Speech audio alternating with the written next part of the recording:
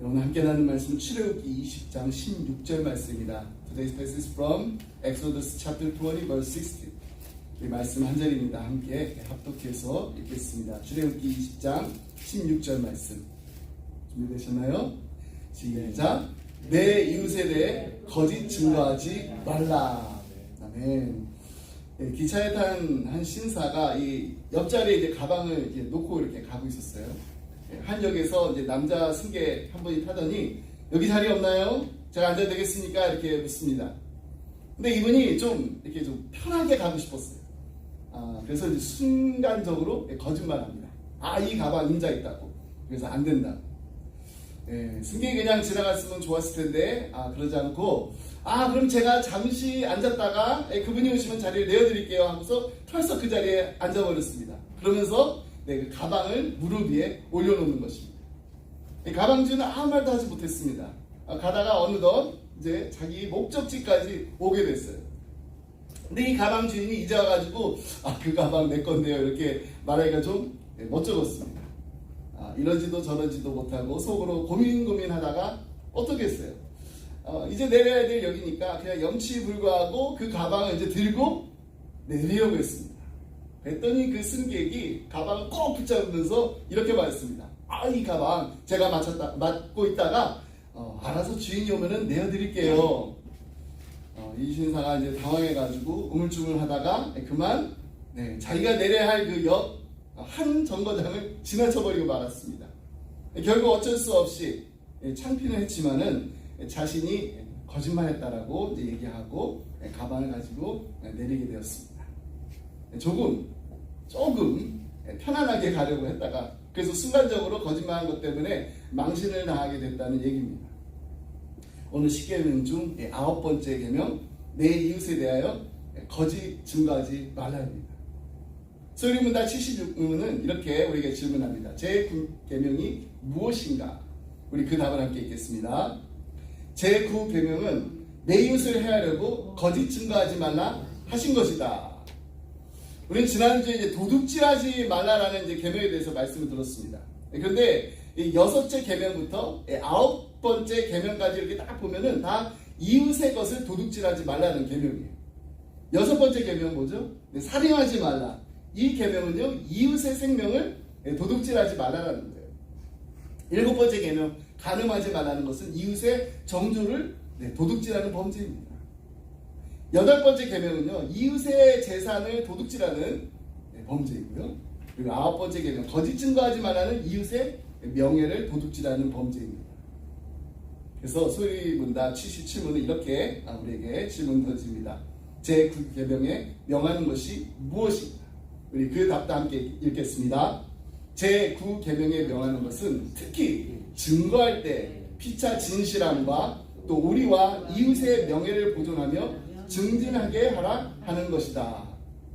78문도 이렇게 우리에게 질문합니다. 제9계명에 금하는 것이 무엇인가? 우리 그 답도 함께 읽겠습니다.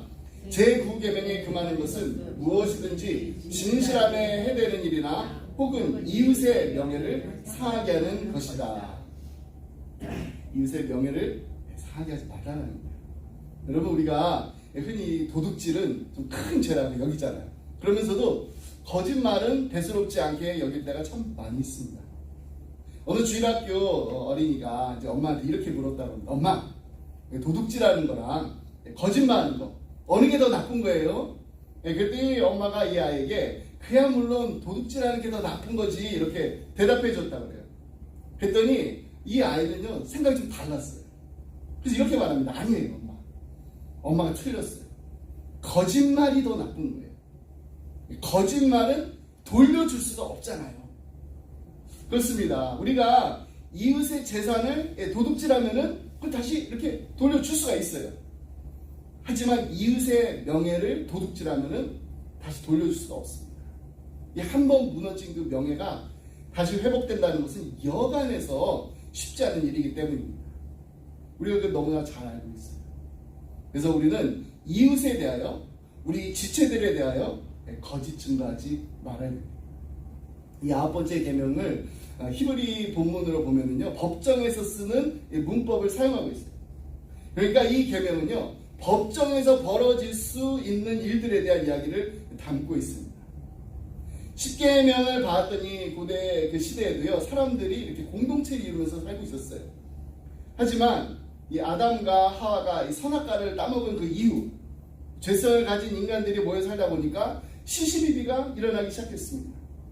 사람을 죽이기도 하고 물건을 훔치기도 하고, 그래서 시비를 가리기 위해서 그 공동체의 족장이라든지 리더가 이 재판을 해야 되는데, 그때 가장 중요한 역할을 한 것이 바로 증인이었어요. 증인, 위트니스. 사람의 증언을 통해서 판단할 수밖에 없는 그런 시대에 살고 있었기 때문입니다.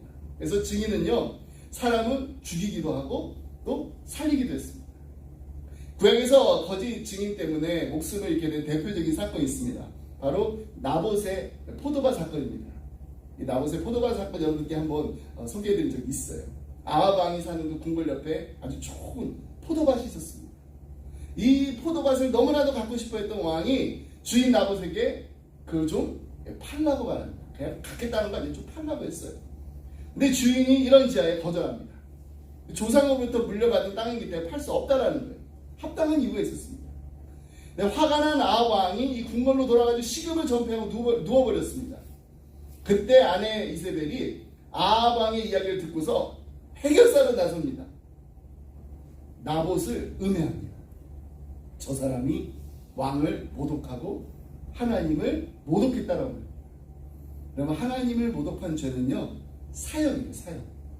이세벨은 돈으로 증인을 사가지고 법정에다 세워가지고 위증하게 만들고 결국에는 나봇은 죽습니다. 위증자를 매수해가지고 사람을 살해하는 이 끔찍한 일이 벌어지게 됩니다. 그래서 하나님께서 거짓 증언으로 인해 무고한 사람의 생명과 재산에 손실을 주는 그 행위를 금하고 계신 겁니다. 출애굽기 23장 1절로 3절 말씀.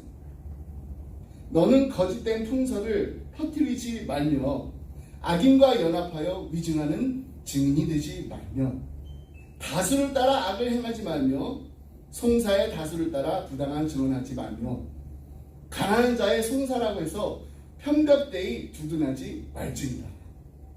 그러니까 부자가 됐든지 가난한 자가 됐든지 편견을 가지고 두둔하지 말고 재판에서 정직하게 증언하라는 것입니다. 하지만 우리가 평생을 살아가면서 이 법정에 나와가지고 이렇게 증언을 할 일이 사실은 거의 없잖아요. 그럼에도 불구하고 우리는 이 9번째 계명을 매일 어길 수가 있습니다. 거짓말은 우리가 흔히 거짓이 아니라고 생각하는 많은 것들을 포함하고 있습니다. 영국의 벌클레이 하는 이 주석가가 이 거짓말에는 6가지가 있다고 했는데 한번 보겠습니다. 악에서 나오는 거짓말, 공포에서 나오는 거짓말, 부주에서 나오는 거짓말, 자만에서 나오는 거짓말, 이익을 위해서 하는 거짓말, 그리고 마지막이 침묵이라는 거짓말입니다. 이 6가지 거짓말들을 이렇게 보니까 크게 2가지로 나눌 수가 있어요. 악의가 있는 거짓말이 있고요, 악의가 없는 거짓말입니다. 오늘 이 6가지 거짓말 가운데 3가지를 함께 살펴보겠습니다. 먼저 이 악의가 있는 거짓말. 악의, 베이비 아닙니다. 악의입니다. evil intention. 이 악의가 있는 거짓말은요, 악한 마음, 악한 뜻이 있는 거짓말입니다. 대표적인 예가 모함입니다. 모함. 이 말의 성경적인 의미는 이웃과 벗에 대해서 고의적이고 파괴적인 거짓말입니다. 이런 교회나 이제 교회 목사나 장로 그리고 안수 집사의 그 자격을 논할 때 특히 집사님들의 아내들에 대해서 성경에 가르치고 있는 게 바로 이것입니다. 디모데전서 3장 11절 말씀입니다. 여자들도 이와 같이 정숙하고 모함하지 아니하며 절제하며 모든 일에 충성된 자라야 할지니라. 그래서 이제 모함하지 말라는 것은 남을 괴롭히고 망하게 하는 그 목적으로 거짓말하지 말라는 거예요. 이것은 교회 공동체의 그 지체들끼리 도저히 용납할 수 없는 죄입니다. 특별히 직분자의 아내들에게 권고하고 있는 말씀입니다. 직분자의 아내에게 권고했다면 직분자는 당연히 해야 된다는 거예요. 모함하지 말라는 거예요. 모함뿐만 아니라 이 다른 사람에 대한 이 파괴적인 비판, 이 거짓말도 상통합니다. 레위기 19장 16절 말씀 보겠습니다. 너는 내 백성 중에 돌아다니며 사람을 비방하지 말며 내 이웃의 피를 흘려 이익을 도모하지 마라. 나는 여호와니라. 정갈에 보면요, 꼬리에 독이 있어요. 독사는요, 입에 독이 있습니다. 그렇다면 사람은 어떤가요? 예, 사람도요, 그 혀에, 그 말에 독이 들어있습니다. 다른 사람을 비판하기 위한 비판은요, 결국 거짓이 될 수밖에 없습니다. 상대방에게 아주 치명적인 상처를 주게 되어 있습니다. 여러분, 잠언 말씀 보면은요, 죽고 사는 것이 어디에 번세에 달려있다고 했나요? 바로 이 혀의 번세에 달려있습니다. 또한 잠언 25장 18절도 우리에게 이렇게 말씀합니다. 자기의 이웃을 쳐서 거짓 증거하는 사람은 방망이요, 칼이요, 뾰족한 화살입니다. 그렇다면 우리는 어떤 말을 하고 살고 있을까요? 지체를 세우는 말, 지체를 살리는 말을 하고 있는지, 아니면 허무는 말, 죽이는 말을 하고 있는지 우리 자신을 가만히 돌아봤으면 좋겠습니다. 예전에 선교 때 교회에서 이 원로 장로님께서 해주셨던 말씀이 참 많은 도전과 힘이 돼서 아직까지도 기억하고 있는 말씀이 있습니다. 이 장로님 몇 해 전에 돌아가셨는데 제가 그 장로 생각하면 항상 이 말이 생각이 나요. 해마다 12월이 되면은 장로님들과 이 교육자들 가정이 함께 모입니다. 그래서 크리스마스 이 만찬을 가지는데 이때만큼은 이 장로님들 네 분들이 저희 이 교육자 가정을 위해서 직접 음식도 이렇게 서빙해 주시고 또 그동안 이제 수고했다고 덕담도 해주십니다. 그때 원로 장로님께서 이런 말씀해 주셨어요. 이 장로님들께 여기 계신 장로님들 여러분들이 우리 목사님들 비롯해서 함께 섬기시는 분들의 방패가 되어야 합니다. 우리 장로님들이 방패가 되니까 대신 화살을 맞을 각오로 우리 교육자들을 지켜주세요. 저는 그 원로 장로님께서 하셨던 말이 정말 그냥 말만 하신 게 아니라 정말 진심에서 우러나서 하신 말씀이라는 것을 너무나도 잘 알고 있습니다. 왜냐하면 제가 이 열린문 그 교회 당회원들과 인터뷰를 할 때 저에게 이런 말씀을 해주셨어요. 목사님, 저희 교회는 교회 장지가 있어요. 그러니까 목사님, 우리 교회에서 뼈 묻을 각오를 하시고 오셨으면 좋겠습니다. 그리고 그 질문하셨던 그 장로님이요, 그 다음에 은퇴를 하셨어요. 더 이상 이제 당회에서 사역을 하지 않으셨지만 계속해서 의료 선교를 나가셨습니다. 저도 이제 감비아에, 이제 아프리카에 장로님과 같이 단기 선교를 2주 동안 갔다 왔어요. 정말로 주님의 몸된 교회를 사랑하고 예수님의 사랑을 나눈 것이 가장 큰 기쁨으로 여기시는 그 장로님의 그 삶을 보면서 제가 얼마나 많은 도전을 받았는지 모릅니다. 우리 교회도요, 이런 말씀을 해주시는 우리 장로님들, 권사님들, 집사님들이 많으십니다. 더 많아졌으면 좋겠습니다. 서로가 서로에게 여기서 뼈를 묻겠다라는 그런 가오까지는 아니더라도 우리 함께 있는 동안만큼은 내가 당신의 방패가 되어드리겠습니다. 이런 마음이면 충분합니다. 독이 되는 말로 서로가 서로에게 상처 주는 것이 아니라 덕이 되는 말로 서로가 서로의 상처를 싸매주고 세워주고 살려주는 정말 하나님 보시기에 아름다운 공동체, 건강한 공동체, 은혜가 임하고 머물 뿐만 아니라 흘러 넘치는 우리 교회가 됐으면 좋겠습니다. 아멘인가요? 아멘. 서로가 서로를 아프게 하는 모함이 아니라 서로가 서로를 지켜주는 위대한 모험을 하는 우리 모두가 되기를 주님의 이름으로 축복합니다. 두 번째의 거짓말은 악의는 없어요. 그런데 악의는 없지만 그래도 상처를 주는 거짓말이 있습니다. 부주의에서 나오는 거짓말. 이 대부분의 거짓말이 어떻게 보면 여기에 해당될 것입니다. 하지만 이런 거짓말도 역시 죄입니다. 잠언 20장 19절 말씀입니다. 두루 다니며 한담하는 자는 남의 비밀을 누설하나니 입술을 벌린 자를 사귀지 말지니라. 두루 이 집 저 집 다니면서 이런저런 이야기 하다 보면은 그 소문이 진짜인지 가짜인지 제대로 알아보지 않고 다른 사람들에게 전달하고 퍼뜨릴 때가 있습니다. 그래서 이제 친구들끼리 하는 그 자주 하는 상대 거짓말이 있다고 하죠. 첫 번째, 약속 시간이 늦었을 때 뭐라고 하나요? 금방 도착할 거야. 좀만 기다려. 네. 두 번째, 돈을 빌리고 나서 금방 갚아줄게. 그리고 세 번째, 다른 친구에 대해서 험담하면서 너한테만 말해주는 거야. 근데 이게 너한테만 말해준다고 했는데 그 이야기를 들은 친구가 또 말끝마다 그 진짜야? 그 사실이야? 이렇게 계속해서 이제 꼬치꼬치 이제 물어보면은 또 그게 또 신이 나요. 그런데 제대로 알아보지도 않았으면서 이렇게 말합니다. 야, 정말이야. 날 못 믿냐? 야, 내가 거짓말 하겠어. 근데 그 말이 거짓말이에요. 확인해보지 않았고 그냥 소문만 무성할 뿐입니다. 이런 신부님 얘기 여러분께 몇 번 말씀드렸는데 다시 한번 좀 생각해 보기 원합니다. 남편이 세상을 일찍 떠나기 젊은 가구 집을 이 신부님이 자주 드나들었습니다. 사실 그렇게 하지 말았어야 돼. 신부님이 혼자 가시면 안 됩니다. 또 같이 가야 되는데 그래가지고 이제 신부님에 대해서 좋지 않은 그 소문이 이렇게 퍼져나가게 됐어요. 근데 마을 사람들 가운데 남에 대해서 이렇게 말하기를 좋아하는 두 여인이 있었다. 그냥 둘이 좋아서 지내는데 그냥 내버려 두지 뭐 막 이러면서 소문을 퍼뜨리는 일을 담당했습니다. 근데 어느 날 이 젊은 가부가 죽었어요.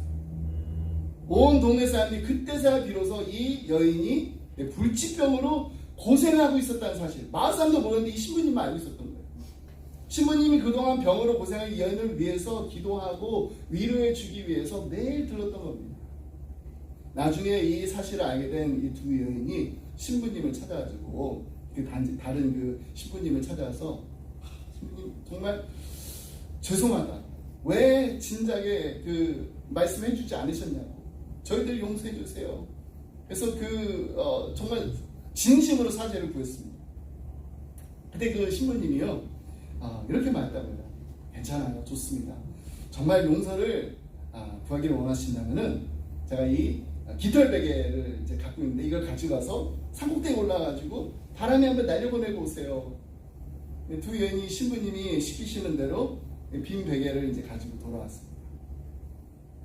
신부님이 다시 두 여인에게 한 번만 더 수고해 주세요. 자, 그 산에 올라가가지고 그 날려보냈던 그 깃털, 이제 그 깃털을 모두 다 모아가지고 오세요. 이렇게 부탁했다고 합니다. 두 여인이 나와가지고 날려보냈던 그 깃털 다시 모을 수 있을까요? 모을 수가 없습니다. 그래서 그냥 빈손으로 다시 돌아옵니다. 신부님 모두 다 바람에 날려가가지고 사방에 다 흩어져 버려가지고 다시 모을 수가 없어요. 그때 이 신부님이 이렇게 말씀하셨다 합니다. 바로 그거예요. 내가 용서하고 안 하고의 문제가 아닙니다. 지금 부인들의 그 말은 다시 주워서 담아올 수가 없게 됐습니다. 여러분, 의사들은요 육신의 병을 고칠 수 있어요. 근데 다른 사람들의 말로 난 그 상처는 참 고치기가 힘듭니다. 칼로 난 상처는요 그냥 며칠이면 아물 수가 있어요.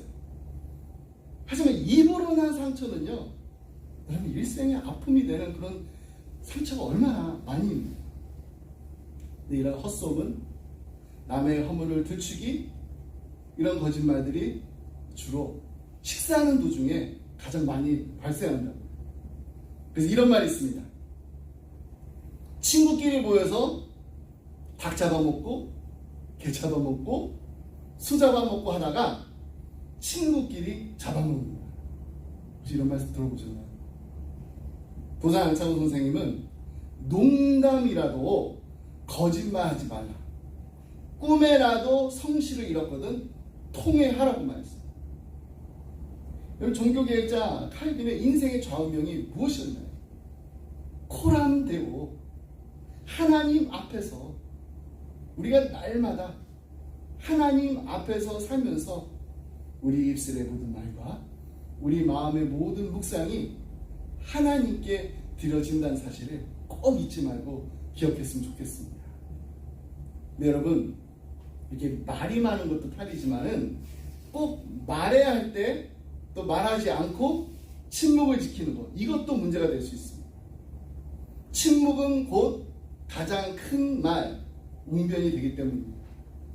아무 말도 안 하는 것이 가장 말을 많이 하는 것과 같을 수가 있다는 거예요. 침묵하는 거, 이거는 그냥 수동적이 아니라 이건 가장 적극적인 거짓말입니다. 레위기 5장 1절 말씀입니다. 만일 누구든지 저주하는 소리를 듣고서도 증인이 되어 그가 본 것이나 알고 있는 것을 알리지 아니하면 그는 자기의 죄를 져야 할 것이요 그 허물이 그에게로 돌아갈 것이다. 여러분, 누군가 나에게 그 전해준 말이 거짓말임을 알면서도 그 말을 전해준 사람이 나하고 또 개인적으로 이렇게 친하기 때문에, 아니면 그 거짓말이 나하고는 무관하기 때문에 하는 그런 생각 때문에 귀찮아가지고 그냥 잠자코 침묵하고 있으면은 그건 같이 거짓말하는 죄를 범한다는 거예요. 괜히 그런 말 하지 말라고 얘기했다가 그냥 서로 막 감정도 상하게 되고, 또 말썽이 나면 또 어떡하나, 뭐 이런저런 이유가 있잖아요. 그런 것 때문에 그냥 입 꼭 다물고 나만 알고 있을게, 이것도 분명히 잘못하고 있는 거라는 겁니다. 제대로 확인해 보지 않고서 소문을 퍼뜨리는 거, 거짓말을 하는 죄를 범하는 것이지만은 제대로 알고 있으면서도 침묵하는 거, 헛소문을 막지 않는 거, 이건 가장 적극적으로 거짓말하는 겁니다. 그러니까 모르면 모른다, 아니면 아니다를 분명히 해야 합니다. 거짓말은 하나님이 정말 싫어하는 죄예요. 왜냐하면 하나님은 진리 하나님이시기 때문입니다. 거룩하고 참되신 그 하나님은 결코 거짓을 용납하실 수가 없습니다. 잠언 6장 16절로 19절 말씀 보겠습니다. 여호와께서 미워하시는 것 곧 그의 마음에 싫어하시는 것이 67가지니 곧 교만한 눈과 거짓 혀와 무죄한 자의 피를 흘리는 손과 악한 계교를 꾀하는 마음과 빨리 악으로 달려가는 발과 거짓을 말하는 망령된 증인과 및 형제 사이를 이간하는 자입니다. 그러니까 눈과 손과 발 빼고 나면요, 그 하나님 미워하신 것이 다 거짓말이에요. 거짓말. 그래서 마태복음 12장 36절 말씀 보면 내가 너에게 이르노니 사람이 무슨 무익한 말을 하든지 심판날에 이에 대하여 신문을 받으리라, 이렇게 경고하고 계십니다. 내가 무심코 던진 그 말 한마디, 책임없이 쏟아놓은 말, 그 말 한마디, 진상을 명확히 알지 못하면서 뱉어놓은 그 모든 거짓말이 심판날에 하나님 앞에서 신문 받을 것이라고 경고하셨어요. 언젠가는 다 밝혀지게 되어 있습니다. 거짓말 주제로 이 말씀을 전할 때 목회자들이 즐겨 이용하는 유명한 이야기 있잖아요. 이제 학교도 이제 시작해가지고 이제 대학교에서 이런 일이 있었습니다. 이때는 이제 따뜻한 봄이었어요. 같은 학과의 친구들이 대학생 4명이 도무지 몸이 들썩거려가지고 수업에 들어갈 수가 없었습니다. 그래가지고 그날 우리 강의 빼먹자 하고서 이제 놀러 갔습니다. 다음날 학교에 이 돌아온 이들이 강의를 이제 강의가 이제 시작되기 전에 교수님에게 거짓말로 하기로 이제 입을 맞췄어요. 내일서 함께 타고 오던 자동차의 그 타이어가 펑크가 나가지고 제 시간에 오지 못해가지고 결국에는 이제 결석할 수밖에 없었다, 이제 이런 변명 이유를 이제 서로 입을 맞춰놨습니다. 근데 놀랍게도 이 교수님이 전혀 의심하지 않고 오히려 미소를 지으시면서 이렇게 말하셨다고 해요. 자네들이 지난 시간에 퀴즈를 풀지 못했으니까 지금이라도 늦지 않았다. I'll give you a chance. 기회를 줄 테니까 펜이랑 종이 꺼내가지고 퀴즈를 한번 풀어보게나. 이제 학생들이 이제 펜과 종이를 꺼내가지고 대답할 채비를 하고 있었습니다. 교수님의 그 질문을 이제 기다리자 교수님이 이렇게 질문을 던집니다. 자, 첫 번째 퀴즈입니다. 어제 여러분들이 타고 나간 그 자동차에 어느 쪽 타이어에 펑크가 났습니까? 네, 이 내 학생들이 막 당황해가지고 어쩔 줄 몰라가지고 서로 막 얼굴을 쳐다보면서 어떻게 하지? 결국엔 그 거짓말이 다 들통나버리고 말았습니다. 여러분, 위기를 모면하려고 거짓말하게 되면은 잠시 잠깐은 은근슬쩍 넘어갈 수 있습니다. 하지만 결국에는요, 다 밝혀지게 되어 있어요.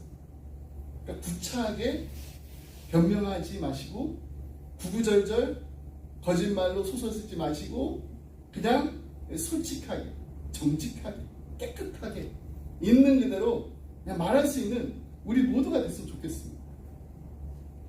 말씀했습니다. 지난 주일에요, 저희 아이들과 함께 딕스라는 그 스포츠 전문점 있잖아요. 거기 갔어요. 이 막내가 이제 대학교 가기 전에 꼭 사고 싶은 게 하나 있다는데 피클볼 이제 라켓이었습니다. 사실 연찬이가 이제 고등학교 이제 졸업을 하는데 뭐가 그렇게 바빴는지 졸업 선물 하나 이제 제대로 챙겨주지 못해가지고 항상 이제 미안하고 마음에 걸렸는데 이건 잘 됐다 싶었어요. 그래가지고 이제 같이 갔어요. 요즘 아이들은 이제 테니스보다 피클볼을 더 많이 치는데 라켓이 이렇게 생겼습니다. 아까 이제 탁구채보다는 커요. 근데 테니스채보다는 짧습니다. 이제 매장에 가기 전에 이제 혹시나 또 이제 쿠폰 있나요? 찾아봤는데 마치 아주 좋은 딜이 있었어요. 그래가지고 이 라켓, 저 라켓 이제 이렇게 한 번씩 이렇게 쳐보면서 마음에 드는 걸 이제 골랐는데 또 커버가 이제 따로 없는 거였어요. 그래서 커버는 또 따로 하나 구입했습니다. 사이즈가 맞나 해서 이제 껴봤더니 딱 맞았어요. 이제 라켓을 이제 들고 계산대 앞으로 나갔습니다. 총액이 20불도 안 나온 거예요. 이상해서 보니까 이 계산하시는 분이 이 공이랑 이 커버 거기 붙은 가격만 찍고 이 라켓 그 가격은 안 찍으신 거예요. 그러니까 이렇게 커버를 씌워 놓으니까 그 안에 이렇게 라켓 가격표가 있었는데 그 라켓 가격표가 숨어버린 거예요. 이게 웬 횡재냐 하고 그냥 넘어갈 수도 있었지만은 저와 아이들이 뭐라고 했을까요? 이거 공이랑 커버 가격인데 잘못 찍은 것 같다고 웃으면서 그 커버를 이제 오픈해가지고 그 안에 있는 라켓 가격표를 이제 보여드렸어요. 계산하신 분도 웃고 또 저희도 함께 웃었습니다. 근데 제가 이제 그 가게에서 이렇게 나와서 보니까 그날따라 이제 저하고 그 사랑이가 르완다 그 선교 그 티셔츠를 입고 있었어요. 그 르완다. 그날 저녁 때 제가 이제 일기를 쓰면서 아주 짧게 이렇게 적었습니다. 우리는 세상에서 날마다 선교를 합니다. 빛과 소금으로. 그렇습니다. 그럼 우리의 매일이 선교지예요. 매일이 선교지. 선교는 저 멀리 어딘가가 아니라 오늘 우리가 서 있는 그 자리가 바로 선교지입니다. 세상은 우리를 지켜봅니다. 그래서 크리스찬들의 삶이 어떻게 다른지 말이 아니라 우리 삶으로 보여줘야 됩니다. 아무도 보지 않는다고 생각하는 순간에 그냥 모른 척하고 넘어갈 수 있었던 순간에 정직을 선택하는 것, 그 작은 솔직함으로 하나님의 자녀들이 세상에서 어떻게 다른지 드러낼 수 있는 우리 기쁨의 성도들이 다 되시기를 주님의 이름으로 축복합니다. 기도하겠습니다. 하나님 아버지, 오늘 이 아침에도 살아 숨쉬게 하시고 주님을 예배할 수 있게 하시니 감사 찬양 올려드립니다. 우리의 입술이 불평과 원망보다 남을 향한 거짓과 험담보다 먼저 주님을 향한 감사와 찬양으로 넘치게 하여 주옵소서. 이 한 주간도 우리의 입술을 열어 주님을 높이고 주님의 은혜를 노래하게 하여 주옵소서. 아멘. 우리의 말 한마디가 누군가를 살릴 수도 있고 귀한 힘이 될 수 있음을 기억하게 하시고 오늘부터 우리의 혀를 주님의 손에 온전히 맡깁니다. 진실함으로 우리 이웃을 세워주고 신중함으로 이웃의 이름을 지켜주며 독이 되는 말이 아니라 덕이 되는 말이 우리의 입술에서 흘러 넘치게 하여 주옵소서. 아멘. 서로의 허물을 덮어주고 서로의 마음을 지켜주는 방패 같은 성도들이 되게 하시고 우리의 입술에서 나오는 모든 말들이 누군가에게는 회복과 위로가 되게 하여 주옵소서. 지금 사랑하는 우리 자녀들을 위해서 기도합니다. 이 아이들이 자라가는 세상은 말이 너무 쉽게 오가고 너무 쉽게 상처를 주는 세상입니다. 우리 자녀들의 입술을 지켜주시고 누군가를 세워주는 그 말을 할 줄 아는 아이들로 자라게 하여 주옵소서. 친구들 사이에서 거짓 소문에 휩쓸리지 않게 하시고 진실의 편에 설 수 있는 용기도 주시고 또 누군가 억울하게 손가락질 받을 때 침묵하지 않고 바른 말을 할 수 있는 담대함을 어릴 때부터 심어 주옵소서. 우리 가정과 우리 교회가 서로에게 방패가 되어주는 공동체, 서로의 상처를 꿰매주고 싸매주는 공동체가 되게 하여 주옵소서. 우리의 매일이 선교제임을 잊지 않게 하여 주시고, 말이 아니라 삶으로 세상이 우리를 통해 주님을 보게 하여 주옵소서. 아무도 보지 않는다고 생각하는 순간에도 정직을 선택하는 그 작은 솔직함으로 우리의 삶이 주님을 전하는 자리가 되게 하여 주옵소서. 아멘. 이 모든 말씀 예수의 이름으로 기도합니다. 아멘. 아멘. 우리 다 같이 일어나서 함께 주의 목소리 드리겠습니다.